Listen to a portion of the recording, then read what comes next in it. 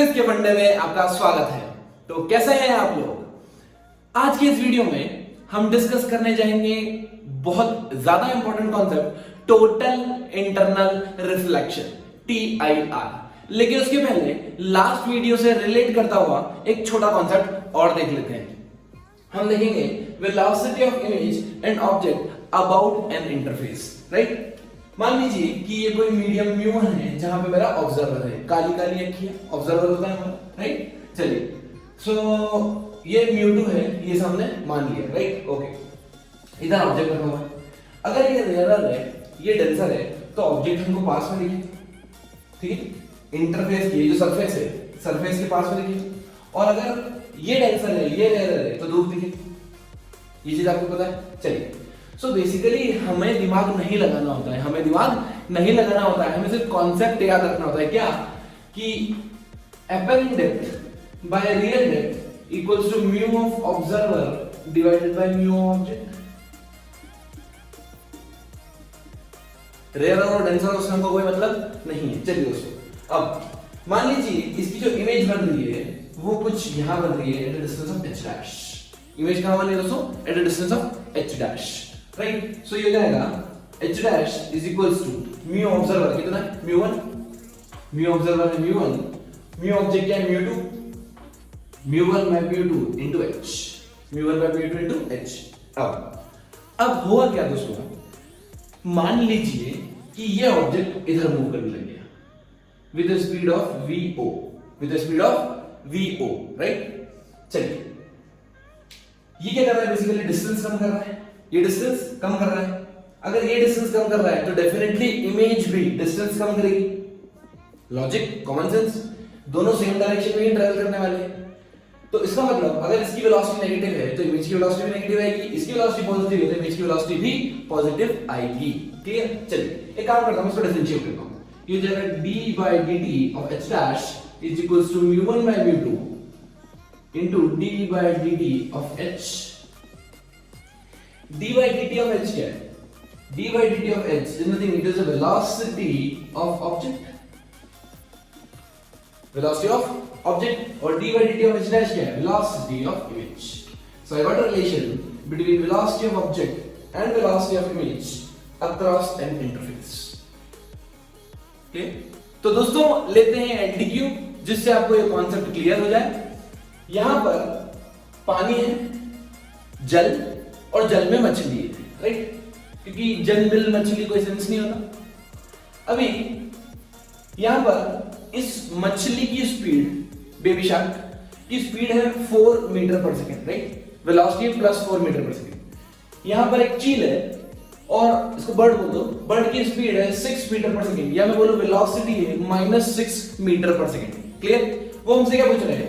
Find the velocity of bird with respect to fish, find the velocity of fish with respect to bird, right. चलिए, हमें एक formula याद है, velocity apparent height by real height वाला, with the velocity of image is mu observer divided by mu object into velocity of the object. Clear? चलिए, सबसे पहले हम निकालेंगे velocity of bird with respect to fish. मतलब object कौन है यहाँ पे?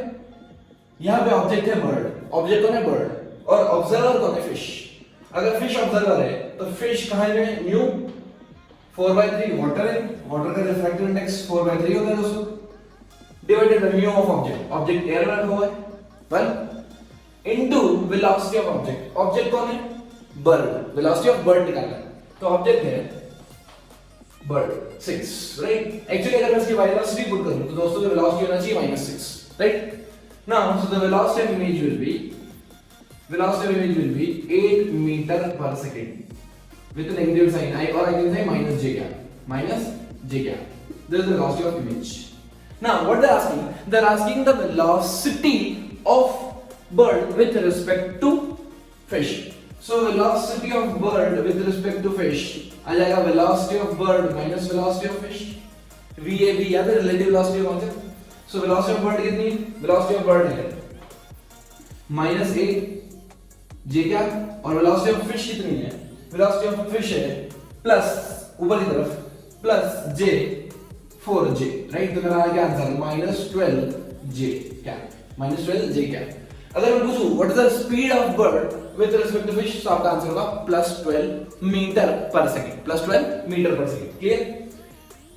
-12 का मतलब है वो नीचे आ रही है, बर्ड नीचे आ रही है, किसके रेस्पेक्ट से? फिश के रेस्पेक्ट से। Okay, now next problem, we have to find the velocity of fish, velocity of fish with respect to bird. Object कौन है? फिश, ऑब्जर्वर कौन है? Bird, right? So part 2, velocity of image is equals to mu observer. Observer कौन है? हमें यहाँ with respect to bird निकालना है, तो बर्ड हमारी ऑब्जर्वर होगी, मतलब ये हो गया 1, ये हो गया दोस्तों 1, और ऑब्जेक्ट कितना हो गया? 4/3, 4/3, right? Now what is the velocity of object? Velocity of object है 4, सो मेरा आंसर आ गया 3 मीटर पर सेकेंड। दोस्तों देखो, वेलोसिटी के डायरेक्शन में नहीं, जिस डायरेक्शन में ऑब्जेक्ट मूव कर रहा है उस डायरेक्शन में वेलोसिटी आएगी, तो यहाँ प्लस लिख सकता हूं मैं, the velocity of fish, the image of fish, the velocity of image of the fish will be 3 metre per second. With अब हमें निकालना है velocity of fish with respect to bird, with respect to bird, so हो जाएगा velocity of fish with respect to bird is nothing is velocity of fish minus velocity of bird। Vector format में रखोगे तो आपका answer कभी भी गलत नहीं होगा। वेक्टर फॉर्मेट में रखो, प्लस माइनस के साइन रखो, हमेशा आपका आंसर सही आएगा। चलिए, वेलोसिटी ऑफ बर्ड कितनी है दोस्तों? वेलोसिटी ऑफ बर्ड है 6 या -6, -6, तो आपका आंसर होगा 3 माइनस ऑफ -6, मेरा आंसर आएगा 9 metre per second. Got it? जिसका हमें था इंतजार वो घड़ी आ गई। दोस्तों अब हम डिस्कस करेंगे total internal reflection. Total internal reflection शुरुआत करते हैं दोस्तों। मान लीजिए कि ये एक रेयर मीडियम है और नीचे वाला डेंसर मीडियम है, ठीक है? अब आपको पता है जब भी रे रेयर से डेंसर जाती है तो टुवर्ड्स द नॉर्मल बेंड होती है, और जब रे डेंसर से रेयर में जाती है तो away from the normal bend होती है। क्लियर? चलिए, मान लीजिए कि मेरी रे इस बार कहां से जा रही है? डेंसर टू रेयर जा रही है, डेंसर टू रेयर जा रही है। जैसे ही डेंसर टू रेयर जाएगी कुछ एंगल बनाएगी आई। अब जैसे इसने एंगल बनाया तो ये सीधा ना जाते हुए क्या डिफ्लेक्ट होगी? क्या ये डिफ्लेक्ट होगी? कैसे डिफ्लेक्ट होगी? Away from the normal, away from the normal, because it is going from d to r। याद है आपको वाला कॉन्सेप्ट d to r, ये away from the normal show करता है। क्लियर? चलिए, अब मैंने ये किया, मैंने थोड़ा सा, जैसे मान लीजिए ये μ1 है, ये μ2 मान लीजिए और ये μ1 मान लीजिए, राइट? अब मैंने ये किया, एंगल ऑफ इंसिडेंस बढ़ा दिया, एंगल ऑफ इंसिडेंस बढ़ा दिया। जैसे मैंने एंगल ऑफ इंसिडेंस बढ़ाया तो ये एंगल ऑफ रिफ्लेक्शन और बढ़ी। फिर मैंने क्या किया, मैंने थोड़ा सा और बढ़ाया तो ये और बढ़ गया।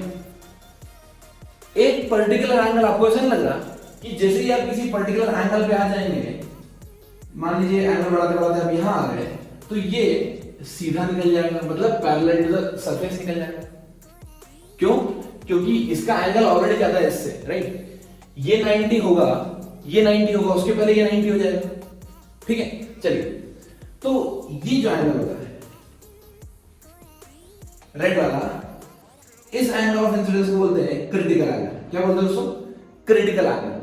क्यों क्रिटिकल एंगल बोलते हैं? क्योंकि ये दो सरफेस के लिए ऐसा एंगल है जहां पे रिफ्रैक्टेड रे कितना एंगल बना रही है?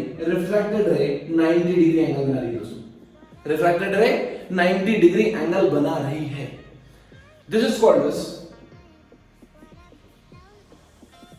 This is R is called angle of refraction, right? और हमने इसको इस तरह बोल सकता हूं, क्या ये जो सरफेस है ये सरफेस को ग्रेज करता हुआ निकल रहा है, एकदम मतलब सरफेस से चिपक के निकल रही है। क्लियर? चलिए, अब हम क्या करते हैं कि मान लीजिए मैंने इसको बियॉन्ड, किसके बियॉन्ड आईसी कर दिया, मतलब आईसी को और बढ़ा दूं, मैं आई को, एंगल ऑफ इंसिडेंस को और बढ़ा दूं। अगर मैं एंगल ऑफ इंसिडेंस को और बढ़ाता हूं, ध्यान से देखिए दोस्तों, तो ये मेरा एंगल ऑफ इंसिडेंस आई हो गया। एंगल कहां से लेते हैं? नॉर्मल से, राइट? अब क्या होगा दोस्तों? रिफ्रैक्शन होने की जगह ये रे वापस पलट के आ जाएगी इसी मीडियम में। कितना एंगल पे? सेम एंगल आई पे, सेम एंगल आई पे। तो आपको ऐसा लग रहा कि ये लॉ तो हमने रिफ्लेक्शन में पढ़ा था, अगर कोई इंसिडेंट आई एंगल पे आती है नॉर्मल से तो वो चली भी जाती है आई एंगल पे, राइट? तो ये तो फिनोमेना है रिफ्रैक्शन का, लेकिन हो क्या रहा है यहाँ पे? रिफ्लेक्शन। इसीलिए इसको बोलते हैं total internal reflection, TIR, because beyond the angle of critical angle, beyond the critical angle the रे start reflecting instead of refracting.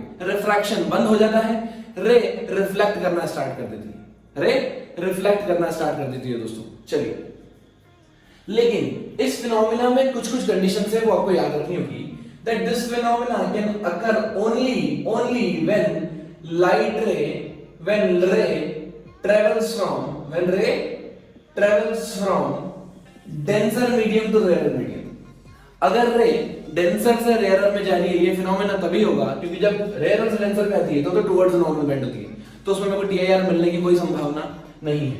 When ray travels from denser to rarer, ये पहली इंपॉर्टेंट कंडीशन है, आपको याद रखना है। इसका मतलब अब आगे वाली प्रॉब्लम जितनी भी आप सॉल्व करें, जैसे ही आपको रे डेंसर टू रेयर जाती है दिख जाए दोस्तों, कोई भी फॉर्मूला अप्लाई करने के पहले चेक कर लेना कहीं TIR तो नहीं हो रहा है, राइट। चलिए ना, मान लीजिए ये हमने μ2 ले रखा है, ये μ1 ले रखा है। अगर मैं स्नेल्स लॉ लगाता हूं, हम लगाते हैं Snell's law, right. Snell's law बोलता है हमको that mu into sin theta is constant, mu into sin theta is constant means I can write mu1 sin theta 1 equal to mu2 sin theta 2। चलो ये क्या है, mu1 into sin I, mu1 into sin I equal to mu2 into sin R, mu2 into sin R, right. चलिए अब at the angle when the angle is equals to critical angle, at the angle of incidence when the angle is equals to critical angle, तब angle of refraction कितना होगा, 90। मतलब मैं यहां रखता हूं mu1 into sin IC, ध्यान से देखना दोस्तों, equal to mu2 into sin 90 into sin 90। तो ये क्या हो गया हमारा क्रिटिकल एंगल IC की वैल्यू आ गई mu2 divided by mu1, mu2 divided by mu1। अब एक चीज आपको याद रखना है, mu2 क्या है, mu2 है रिफ्रैक्टिव इंडेक्स किसका, रेयर मीडियम का, mu rare divided by mu denser, mu rare divided by mu denser. और इसको मैं ऐसा भी लिख सकता हूं small mu divided by big mu, small mu divided by big mu। छोटा mu ऊपर आएगा, बड़ा mu नीचे आएगा, क्योंकि आपको कॉमन सेंस से पता है दोस्तों, sin थीटा की वैल्यू हमेशा 1 से छोटी होती है, मतलब मैक्सिमम वैल्यू 1 होती है, मिनिमम वैल्यू -1 होती है, मतलब 0 से 1 वेरी करती रहती है, वो ऊपर भी नीचे भी, करेक्ट। तो sin थीटा हमेशा छोटा बाय बड़ा लगा। मान लो आपको इन दोनों मीडियम में आपको कंफ्यूजन हो रहा है कि क्या कैसे निकाले IC क्रिटिकल एंगल, तो पहली बात तो ये चेक करना है कि रे कहां से कहां जा रही है, डेंसर टू रेयर। सेकंड आपको लगाना है छोटा mu डिवाइडेड बाय बड़ा mu will give you sin IC, right. चलिए मैं मान लेता हूं अगर ये एयर होती, अगर ये एयर होती, ये कोई mu होता, तो मैं क्या डायरेक्ट ऐसे लिख सकता हूं sin IC critical angle equals to 1 upon mu। Critical angle कितना आ जाएगा दोस्तों, sin IC equals to 1 by mu। IC की वैल्यू आप sin इनवर्स 1 बाय mu भी लिख सकते हैं, sin इनवर्स 1 बाय mu भी लिख सकते हैं। क्लियर दोस्तों? तो दोस्तों देखते हैं कुछ और इंपॉर्टेंट रिलेशंस। हमें पता है जब भी कोई रे डेंसर मीडियम से रेयर मीडियम में जाती है तो एक पर्टिकुलर क्रिटिकल एंगल पे उसका जो सरफेस है वो रे ग्रेज होता है, ग्रेजिंग एंगल मतलब समझ गए, सरफेस एकदम चिपक के निकल रही है, राइट। चलिए अब कुछ स्टैंडर्ड रिजल्ट है जो हमें आपको याद रखना है। कौन सा, अगर मैं ग्लास एयर पेयर देता हूं, ग्लास एयर पेयर, राइट। अभी ग्लास एयर में ग्लास की तरह का पेयर की तरह का, ये आपको समझ में आना चाहिए दोस्तों, जिसका रिफ्रैक्टिव इंडेक्स ज्यादा होगा वो नीचे आएगा, मतलब यहां पे ग्लास होगा, डेंसर मीडियम ग्लास होगा, रेयर मीडियम एयर होगी। अगर लाइट रे ग्लास से एयर में जा रही है, ग्लास से एयर में जा रही है और TIR हो सकता है, किस एंगल पे TIR होगा वो हम निकालते हैं। यहां पर आप देख सकते हैं IC critical angle equals to sin inverse mu r छोटा बाय बड़ा, मतलब rare divided by denser. Rare कौन सा इन दोनों से 1, डेंसर कौन सा है 3/2, राइट। जब आप ये कैलकुलेट करते हैं तो IC की वैल्यू आ जाएगी sin इनवर्स 2/3, ये ऊपर चले जाएगा sin इनवर्स 2/3, तो IC की स्टैंडर्ड वैल्यू आती है 42 डिग्री, 42 2 डिग्री, ये स्टैंडर्ड आप याद रख सकते हैं दोस्तों ग्लास एयर पेयर के लिए, ग्लास एयर पेयर के लिए, ठीक है। सिमिलरली अगर मैं वाटर एयर पेयर के लिए निकालूं, मतलब नीचे वाटर हो ऊपर एयर हो और डेंसर से रेयर मेरी रेज आ रही हो, तो जो क्रिटिकल एंगल की वैल्यू आएगी वो कितनी आएगी, साइन इनवर्स छोटा बाय बड़ा, छोटा क्या है 1, यहां पे क्या है वाटर, वाटर मतलब 4/3, सो 1 डिवाइडेड बाय 4/3, ये ऊपर चले जाएगा 3/4, राइट। साइन इनवर्स 3/4 की वैल्यू होती है 48.6 डिग्री, 48.6 डिग्री के आसपास लगभग। तो 42 डिग्री ग्लास एयर के लिए, 48.6 डिग्री वाटर एयर के लिए क्या है क्रिटिकल एंगल। इसका मतलब इससे ज्यादा एंगल पे अगर मेरा इंसिडेंट रे आई तो इंस्टेड ऑफ रिफ्रैक्शन क्या होगा, रिफ्लेक्शन, ठीक है। चलिए हमें पता है कि डेंसर टू रेयरर में रिफ्रैक्शन नहीं होता, जब डेंसर टू रेयरर में रे जा रही होती है और क्रिटिकल एंगल से एंगल बड़ा होता है तब क्या होता है, रिफ्लेक्शन होता है। अब एंगल अगर छोटा है क्रिटिकल एंगल से, एंगल अगर छोटा है, रे कहां जा रही है, डेंसर टू रेयरर जा रही है, रे कहां जा रही है, डेंसर टू रेयरर जा रही है, और अगर एंगल ऑफ इंसिडेंस छोटा है किससे, क्रिटिकल एंगल से, अगर क्रिटिकल एंगल से छोटा है तो यहां पे क्या होगा दोस्तों, रिफ्रैक्शन होगा। क्या होगा दोस्तों यहां पे, रिफ्रैक्शन। रिफ्रैक्शन में अगर मैं डेविएशन का फॉर्मूला निकालूं तो डेविएशन का फॉर्मूला होता है I माइनस R, यही निकालते हैं डेविएशन I माइनस R। चलिए जब I is equal to IC होता है, I इक्वल टू IC होता है तो इसको बोलते हैं कंडीशन ऑफ TIR, मतलब यहां पर जो रे जाएगी वो ग्रेजिंग रे होगी। ग्रेजिंग रे मतलब समझ रहे दोस्तों, ये 90 डिग्री ये जो रे होगी हमारी सरफेस को ग्रेज करेगी। अब अगर मैंने जैसे ही एंगल बढ़ाया बियॉन्ड IC, क्या होगा दोस्तों, इंस्टेड ऑफ रिफ्रैक्शन यहां पर शुरू हो जाएगा reflection, phenomena of total internal reflection, right. Instead of reflection क्या होगा दोस्तों, रिफ्लेक्शन शुरू हो जाएगा हर एंगल पे जो क्रिटिकल एंगल से बड़ा होगा, क्रिटिकल एंगल से बड़ा होगा, ठीक है। चलिए तो यहां पे अगर मैं डेविएशन का फॉर्मूला लिखता हूं तो डेविएशन का फॉर्मूला होता है पाई माइनस 2i, पाई माइनस 2i। ये आपको दोस्तों रिफ्लेक्शन मैंने सिखाया था, राइट, कैसे निकालते हैं अपन, जैसे कोई रे आएगी और वो डेविएट हो गई आई एंगल पे, राइट, तो जाना था इधर गई उधर, तो जो डेल्टा निकालते थे वो डेल्टा क्या आता था, pi minus 2i, right. Now friends we will draw a graph between deviation versus angle of incidence. दोस्तों TIR के केस में जैसे जैसे मैं एंगल ऑफ इंसिडेंस बढ़ाते जाता हूं मेरा रिफ्रैक्टेड एंगल भी बढ़ता है, एक पॉइंट के बाद इंस्टेड ऑफ रिफ्रैक्शन रिफ्लेक्शन होता है। तो यहां पर हम ग्राफ प्लॉट करते हैं। अगर मेरा वैल्यू IC के ऊपर है, अगर मेरी वैल्यू IC के ऊपर है तो क्या होगा, इंटरनल रिफ्लेक्शन, तो यहां पे डेल्टा लगेगा पाई माइनस 2i, पाई माइनस 2i, राइट। अब देखिए अगर मैं ग्राफ प्लॉट करूं तो ये क्या हो जाएगा, y equals to c minus mx, क्यों, क्योंकि मैं डेल्टा और i की टर्म्स में ग्राफ प्लॉट कर रहा हूं, डेल्टा और i। तो यहां पे y एक्सिस पे मैंने डेल्टा रखा है और x एक्सिस पे मैंने i रखा है, एंगल ऑफ इंसिडेंस। तो ये हो गया y equals to minus x plus c, clear.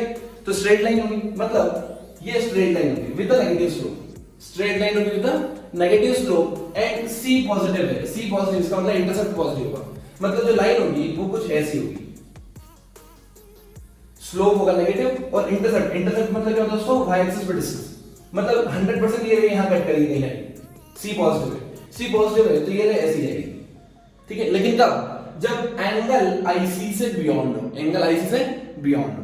उसके पहले क्या होगा, उसके पहले होगा रिफ्रैक्शन, इसके पहले क्या होता है दोस्तों, रिफ्रैक्शन। रिफ्रैक्शन की वैल्यू होती है I माइनस R, राइट। लेकिन यहां पर R बड़ा होता है तो हम इसका मैग्नीट्यूड लेते हैं, या फिर अगर मैं इसको प्लस साइन में लिखूं तो R माइनस I लिखते हैं। आप समझ रहे हैं क्यों, क्योंकि एंगल ऑफ इंसिडेंस कम होता है और एंगल ऑफ रिफ्रैक्शन ज्यादा होता है, क्योंकि रे जा रही है डेंसर टू रेयरर, राइट। सो मैंने लिखा delta R minus I, right. चलिए आप डेविएशन भी लिख सकते हैं क्लॉकवाइज सेंस में, अगर ऐसे जा रही है तो क्लॉकवाइज सेंस में डेविएट होगी, okay, R minus I। Now हमें पता है according to Snell's law, according to Snell's law I can write mu into I, कौन सा, mu denser into sine I equal to mu rarer into sine R, clear. तो मैं R की value हटा रहा हूं यहां से, ये हो जाएगा ना mu denser divided by mu rarer into sine I equal to R, और ये मैंने ले लिया साइन इनवर्स, ठीक है। इसको पहले डिवाइड किया, फिर दोनों तरफ साइन इनवर्स ले लिया, राइट। सो आर की वैल्यू होगी, आर की वैल्यू कितनी आ गई मेरी, डेल्टा आ गया मेरा sine inverse mu D divided by mu R into sine I minus I, R minus I. ये है मेरा फॉर्मूला डेविएशन। कब? जब एंगल क्रिटिकल एंगल से छोटा है, जब एंगल क्रिटिकल एंगल से छोटा है, ठीक है।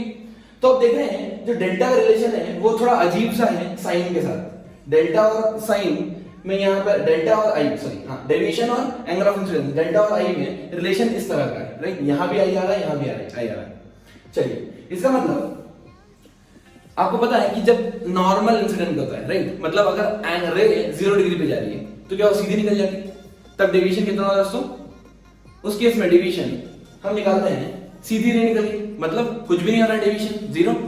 जब सीधी रे निकल गई मतलब ग्राफ होगा स्टार्ट यहां से, ग्राफ स्टार्ट कहां से होगा? यहां से। जब एंगल ऑफ इंसिडेंस 0 तो एंगल ऑफ रिफ्रैक्शन भी 0, ठीक। चलिए, अब मैं निकालता हूं मैक्सिमम वैल्यू। मैक्सिमम वैल्यू क्या हो सकती है? मैक्सिमम वैल्यू हो सकती है जब क्या रे ऐसी चली जाए, क्रिटिकल एंगल पे, क्रिटिकल एंगल पे रे ऐसे निकल जाए, मतलब ये रे जाना चाहिए ऐसी, ये चली गई इस तरह से, राइट। क्या मैं इसको लिख सकता हूं पाई बाय 2 माइनस सी, ये जो डिवीजन हुआ ये कितना होगा 90 माइनस सी, 90 माइनस आई सी, क्रिटिकल एंगल, ठीक है। चलिए, सो जो मैक्सिमम डेविएशन होगा कब होगा वो? जब मेरा एंगल क्रिटिकल एंगल के बराबर होगा, और ये आई है तो ये भी आई है, तो जो डिवीजन होगा ये होगा डेविएशन इधर से इधर चली गई, राइट। सो टोटल एंगल 90 और ये एंगल आई, सो हो जाएगा 90 माइनस सी। तो मेरा जो डेल्टा मैक्स की वैल्यू है, डेल्टा मैक्स मैक्सिमम डेविएशन क्या 90 माइनस क्रिटिकल एंगल होगा, राइट। वो मान लीजिए यहां ले जाइए इस पॉइंट, राइट। चलिए, तो उसका जो ग्राफ आता है वो कैसा आता है दोस्तों? 0 से स्टार्ट होते हुए इस तरह से ग्राफ बनती है, क्लियर। अब ध्यान से देखिए, अब क्या होगा? अब होगा ना, अब क्या होगा दोस्तों? रिफ्लेक्शन होगा। रिफ्लेक्शन में ग्राफ के स्ट्रेट लाइन पर y goes to mx plus c, right. लेकिन हमें पता है कि अगर एंगल क्रिटिकल एंगल हो तो जो डिवीजन आएगा वो पाई माइनस 2 इंटू आईसी होगा, पाई माइनस 2 इंटू आईसी। इसका मतलब वैल्यू होगी कुछ यहां पे ऊपर आपको दिख रहा है। अगर मैं इसमें पाई माइनस 2 आईसी ये वैल्यू, ठीक है। अब आप इन दोनों में रिलेशन देखो दोस्तों, इन दोनों में इसमें रिलेशन क्या है? इसमें है pi minus 2 IC by 2, pi minus मैंने एलसीएम ले लिया, पाई माइनस 2 आईसी बाई 2, और ये है पाई माइनस 2 आईसी। इसका मतलब जो डेविएशन होगा वो डबल एंगल पे होगा फिर एकदम। पहले डेविएशन डेल्टा था जब तक रिफ्रैक्शन हो रहा था, और जैसे ही पॉइंट खिसका इधर बियॉन्ड दैट पॉइंट, जब रिफ्लेक्शन स्टार्ट होने लग गया तो डेविएशन डबल हो गया सीधा। यहाँ पाई माइनस 2 आईसी था, यहाँ पाई माइनस 2 आईसी था, यहाँ डिवाइडेड बाय 2 है। इसका मतलब अगर ये लेंथ l लूं तो ये लेंथ 2l लेनी पड़ेगी, मेरी ग्राफ स्टार्ट होगा यहाँ से। ये समझ में आया? डेविएशन एकदम डबल हो जाएगा, एकदम क्रिटिकल एंगल से पॉइंट से जैसे मैं एक्सीड करता हूं। उसके बाद ये स्ट्रेट लाइन चलेगा y equals to minus x plus c with a negative slope, right, with a negative slope. ये चला यहाँ पे कहां तक जाएगा दोस्तों? मैक्सिमम वैल्यू क्या होगी इसकी? एंगल ऑफ इंसिडेंस की मैक्सिमम वैल्यू होगी जब ये सरफेस को ग्रेस करने लगे, राइट। आई बढ़ाता बढ़ाता बढ़ाता बढ़ाता मैं कहां तक जा सकता हूं? 0 से स्टार्ट किया 90 तक, 90 से बियॉन्ड नहीं जा सकता मैं। तो ये वैल्यू आ जाएगी पाई बाय 2 90 डिग्री, और 90 डिग्री पे रे सीधी निकल जाएगी, मतलब फिर से मेरा डेविएशन हो गया 0 एंगल पे डेविएशन 0 था, 90 डिग्री पे डेविएशन 0 है, और बीच में कहानी ये है, क्लियर।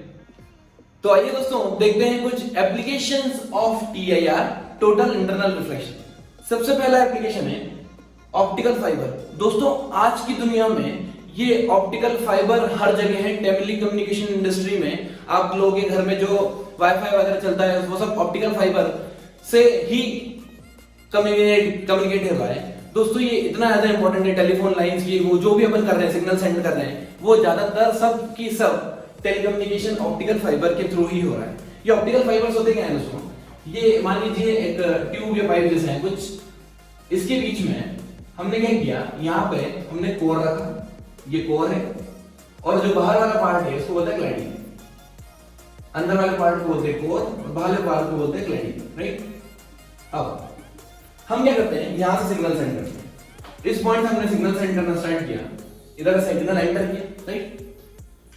नॉर्मल वायर्स में सिग्नल का लॉस बहुत ज्यादा होता था, सिग्नल का लॉस बहुत ज्यादा होता था। कई बार हीट के फॉर्म में लॉस होता है या बहुत सारे फॉर्म में लॉस हो जाते थे, या लेकिन हमने इसको क्या किया, जैसे मान लीजिए इसका μ1 है, इसका μ2 है, राइट। कोर और क्लैडिंग का जो रिफ्रैक्टिव इंडेक्स है वो क्या मान लिया हमने, अलग अलग मान लिया, ठीक। अब μ1 को हमने ज्यादा रखा μ2 से, μ1 को ज्यादा रखा μ2 से, तो ये डेंसर हो जाएगा। जैसे ही रे डेंसर से रेयरर में जाती है, डेंसर से रेयरर में जाती है, देयर इज पॉसिबिलिटी कि वो TIR हो जाए।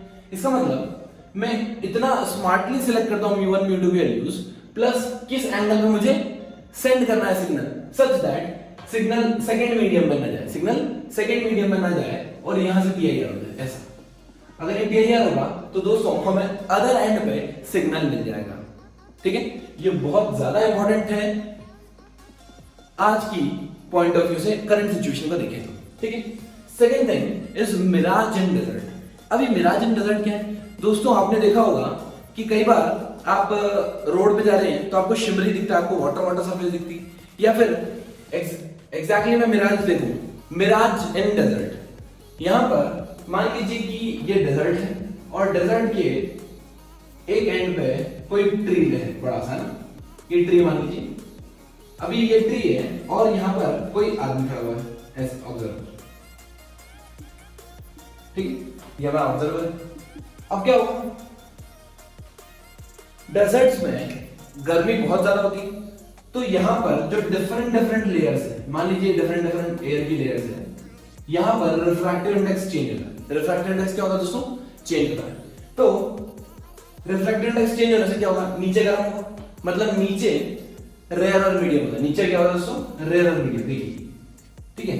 अब ऑब्जेक्ट देखना, मतलब ऑब्जेक्ट से रे आई, ऐसे ऑब्जेक्ट से रे आई, डेंसर से रेयर आई, तो क्या होगा, एंगल बढ़ेगा, ये बड़ा एंगल, फिर यहां उसी इस सरफेस पे तो और एंगल बढ़ गया, फिर एक पर्टिकुलर पॉइंट पे आते आते ये एंगल TIR कर जाता है।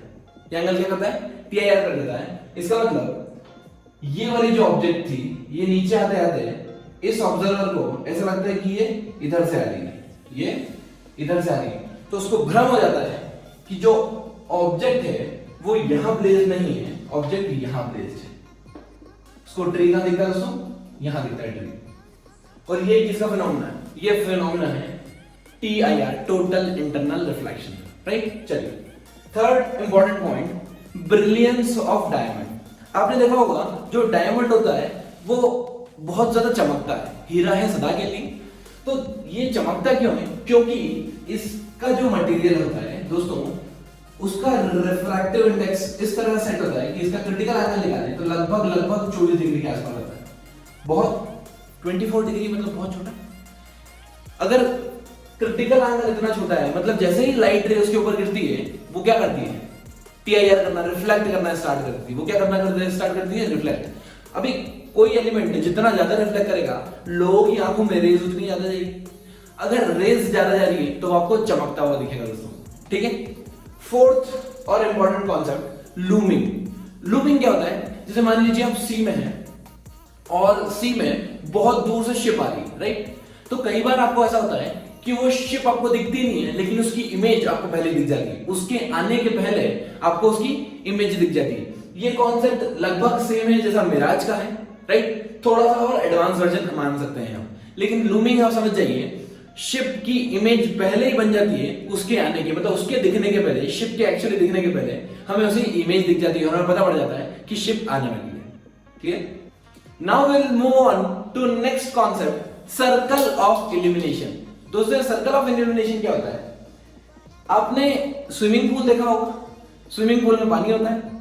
अगर मान लीजिए एक बल्ब है नीचे, ध्यान से सुनिए क्या बोल रहा हूं मैं, अगर मान लीजिए एक बल्ब लगा हुआ है सेंटर पे, तो आपको उसकी जो इमेज दिखेगी कहां पर, मतलब आपको जो उसका शेप दिखेगा सरफेस पे, वो कैसा दिखता है दोस्तों, जो लाइट आती है वहां से उसका जो शेप होता है दोस्तों, वो कैसा दिखता है आपको, मान लीजिए कि यहां पर कोई बल्ब या कोई सोर्स लगा हुआ है, ठीक है, ये डेंसर है, ये रेयर है। अब आपको दिख रहा होगा कि यहां से अगर मैं नॉर्मल ड्रॉ करूं तो रेज हर डायरेक्शन में जाएगी, इधर इधर इधर इधर इधर सब डायरेक्शन में जाएगी, करेक्ट। तो यहां से रेज जाने के बाद एक एंगल ऐसा भी तो आएगा जहां पर रे इधर चली जाएगी, उसके बाद वाली जितनी भी रेज है वो सब क्या करेगी, रिफ्लेक्ट करेगी। मतलब ये जो क्रिटिकल एंगल होता है हमारा, क्रिटिकल एंगल के बाद वाली रेज, क्रिटिकल एंगल के बाद वाली रेज कभी भी इस मीडियम में नहीं आएगी जहां पर हमारा ऑब्जर्वर खड़ा है, ठीक है। तो आपको दिख रहा है ये फिनोमेना सिमिलरली यहां पर भी होगा, ये फिनोमेना यहां पर भी होगा। अगर कोई पॉइंट सोर्स है तो उससे आप हर डिस्टेंस पे देख लीजिए, इधर इधर इधर हर डिस्टेंस पे आपको दिखेगा कि एक पर्टिकुलर एंगल ऐसा आ रहा है उसके बियॉन्ड रिफ्लेक्टेड रे मिलेगी, रिफ्रैक्टेड नहीं मिलेगी, ठीक है। तो आपको दिखेगा ये जो पैच है, ये पैच, हमें ये पैच दिखेगा, this is called as circle of illumination. वो पॉइंट सोर्स हमको ऊपर कैसा दिखेगा, सर्कल की तरह दिखेगा, क्लियर। वो जो पॉइंट सोर्स है, जो बल्ब है, बल्ब की जो अगर लाइट देखे तो सरफेस के ऊपर हमें कैसी दिखेगी, सर्कल, सरफेस के ऊपर दिखेगा सर्कल, राइट। अब कई बार वो एरिया भी पूछ लेते हैं इसका कि find the area of circular patch, right, और दूसरे क्वेश्चन भी पूछते हैं इसके ऊपर। तो हम इसके ऊपर लेते हैं एक प्रॉब्लम।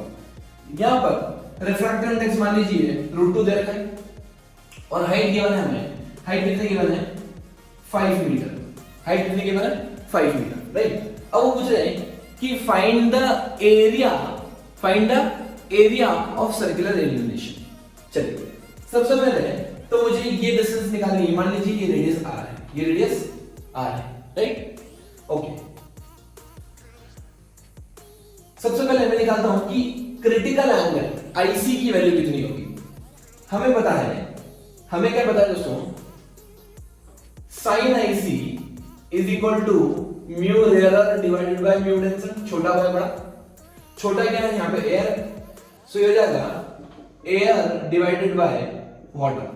वाटर की मतलब जो भी मीडियम है, इसका रिफ्रैक्टिव इंडेक्स ले लिया हमने √2, राइट। तो ये जाएगा sin IC कितना हो गया हमारा, IC वैल्यू हो गई 45 डिग्री, IC वैल्यू हो गई 45 डिग्री। इसका मतलब ये जो एंगल बनेगा क्रिटिकल एंगल, वो क्या 45 डिग्री बनेगा। अगर ये एंगल 45 डिग्री है, इसका मतलब अगर कोई भी रे 45.11001 डिग्री पे भी आती है, 45 से जरा से ज्यादा एंगल पे आती है, अब वो इस मीडियम में कभी नहीं जाएगी, वो निकल जाएगी वापस वाटर में, वो वापस वाटर में चली जाएगी। अगर वाटर में चली गई तो मेरा ऑब्जर्वर अगर यहाँ कहीं खड़ा है, मान लीजिए ये ऑब्जर्वर है, उसकी आंख है, ठीक है, बड़ी आंख है, बहुत बड़ी आंख है, तो ऑब्जर्वर की आंख है मान लीजिए, तो उसको सिर्फ यही रेज दिखेगी जो इधर से यहाँ से आ रही है दोस्तों, यहाँ दिखेगी, ये ऐसे निकल जाएगी, पर ये रेज कुछ हर डायरेक्शन से ऐसी ऑब्जर्वर की आंखों में जाएगी, ठीक है। तो उसको ये पूरा सेगमेंट दिखेगा इसकी आंखों में। चलिए अब लगाते हैं ज्योमेट्री। हमें निकल गया ये एंगल 45, तो क्या ये एंगल भी 45 है। मतलब अगर मैं ट्रायंगल बनाऊं यहाँ पर, ध्यान से देखिए दोस्तों, अगर मैं ट्रायंगल बनाऊं तो ये एंगल मेरा कितना है, 45 क्रिटिकल एंगल। अगर ये 45 है तो ये भी 45 है, राइट। अगर ये एंगल 45 डिग्री है, ये हाइट कितनी है, 5 metre. Now if this is 5 metre, then definitely this will be 5 metre only. आप tan थीटा लगा लीजिए, tan 45 equals to perpendicular by base, so perpendicular equal to base आ गया, राइट। तो मेरा रेडियस कितना आ गया दोस्तों, रेडियस आ गया मेरा 5 मीटर। अगर रेडियस 5 मीटर आ चुका है तो आप इजीली कैलकुलेट कर सकते हैं क्या, एरिया। आपका एरिया हो जाएगा, area will be pi R square, but तो आइए दोस्तों लेते हैं कुछ और स्पेशल केसेस।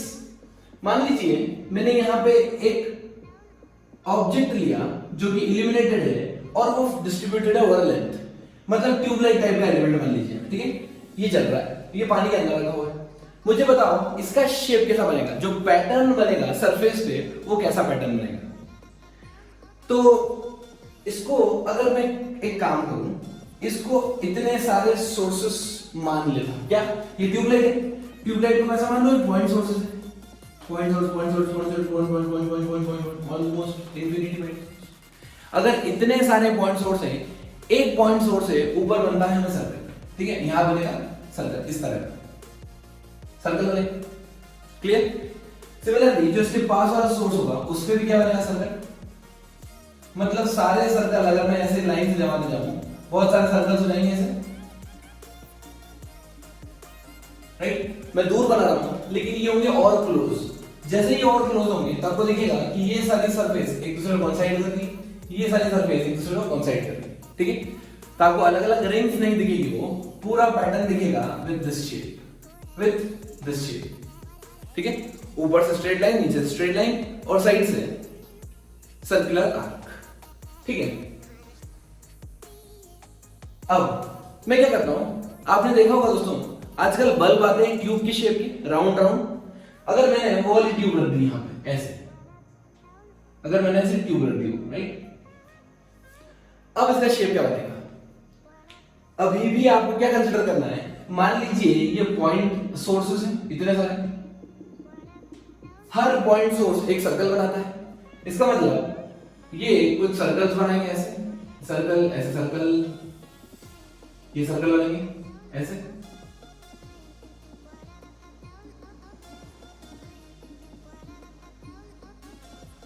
करेक्ट। तो जैसे ये इनफाइनाइट सर्कल बन रहे हैं, ये मर्ज हो जाएंगे, मर्ज होने के बाद ये आपको ऐसे दिखेंगे, अंदर दिखेगा आपको इस तरह, ये जितना ही पार्ट में ब्लू कर रहा हूं ये आपको डार्क दिखेगा और अंदर आपको कुछ भी नहीं दिखेगा। ये तो एक हुआ एक केस, ये हुआ केस 1।